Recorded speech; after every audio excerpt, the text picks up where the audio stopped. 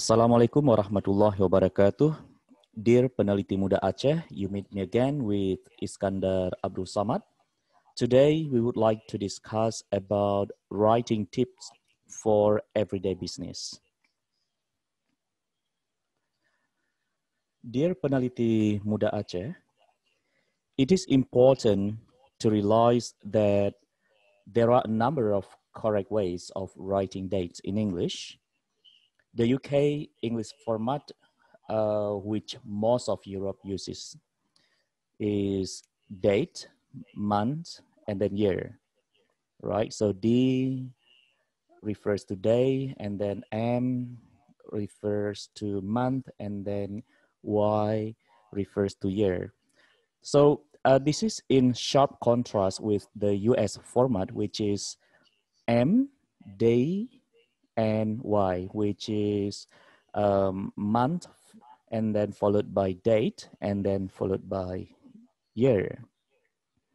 And both are in contrast with the format used in Japan. For example, the Japanese uses year, and then month, and then date. So, in the international level, the international date format, so this has been devised to make the way we write dates internationally understandable. So it is based on the following format. So started from year, and then month, and then date, okay? And if we are interacting with people around the world, when there is any doubt, so it is really useful to write your date in English this way.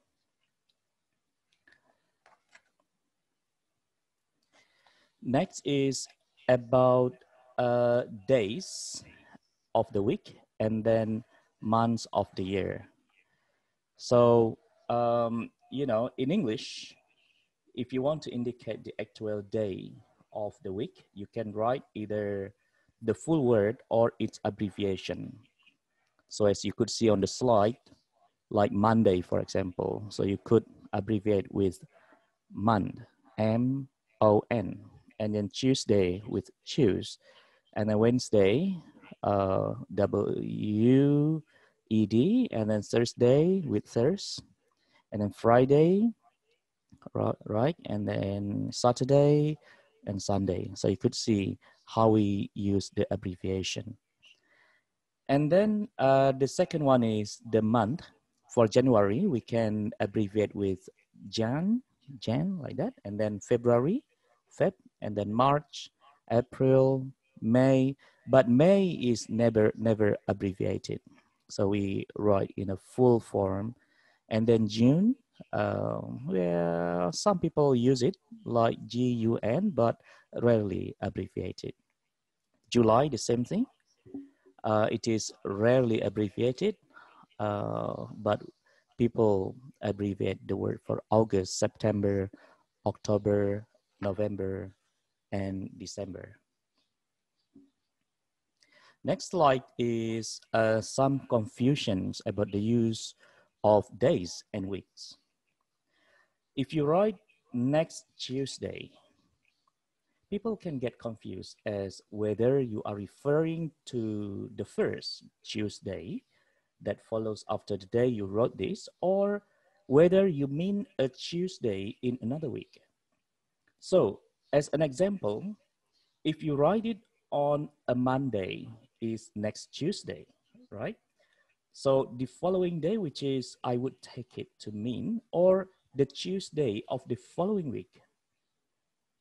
If you write it on a Friday, for example, so it is easier to see that it would have to be the Tuesday of the following week. Then is this coming Tuesday. So this coming Tuesday has the same meaning as next Tuesday. So do be careful. I know, for instances, where misunderstandings about this have led to missed appointments. Ironically, the people who misunderstand the correct use of the expression are the ones who can get angry. Also, imagine, the cost if you book foreign travel for the wrong date. So the best arrangement is always to write the precise date you mean. For example, next Tuesday, 28th September 2020. So just write a precise day and precise date about what you mean. Next is in a couple of weeks. So this word literally means in 2 weeks, as couple means two in English. It is true that a couple of weeks can be used in a looser sense, meaning in about 2 weeks. But it is best to check. Okay, so this is to avoid the confusions about the use of days and weeks. Next is time off. In the UK English, people usually refer to their holidays, where US English uses vacation. So time off work for holidays is referred to as leave. So if we have times off through illness, it is called as sick leave. And then if parents time off from work when a baby is born is either maternity leave for the mother or paternity leave for the father.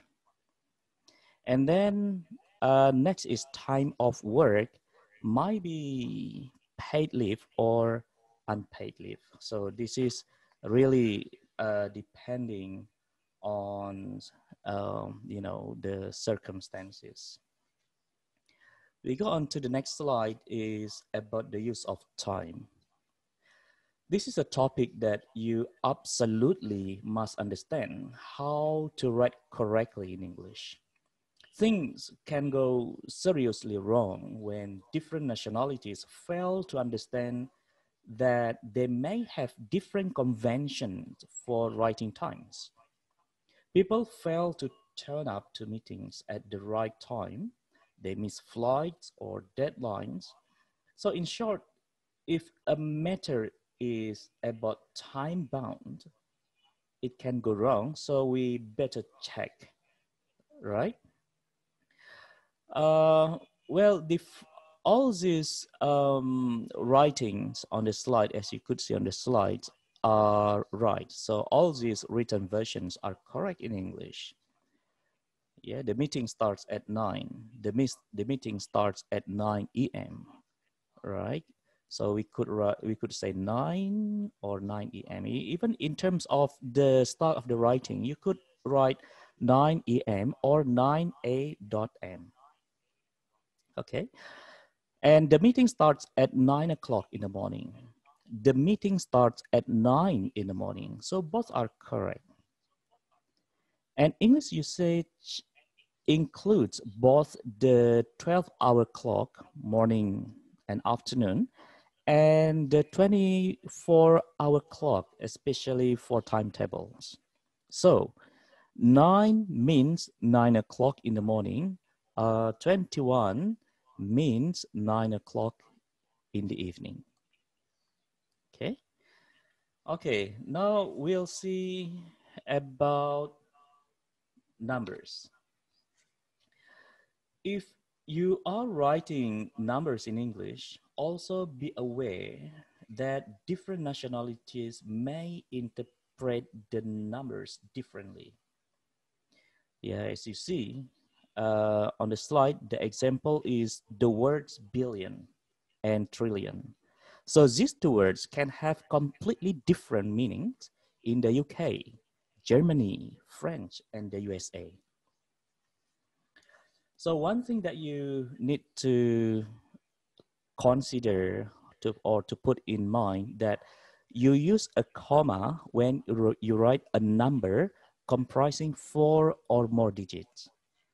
For example, 1,000. So 1,000 or 10,000, 100,000 or 100 million.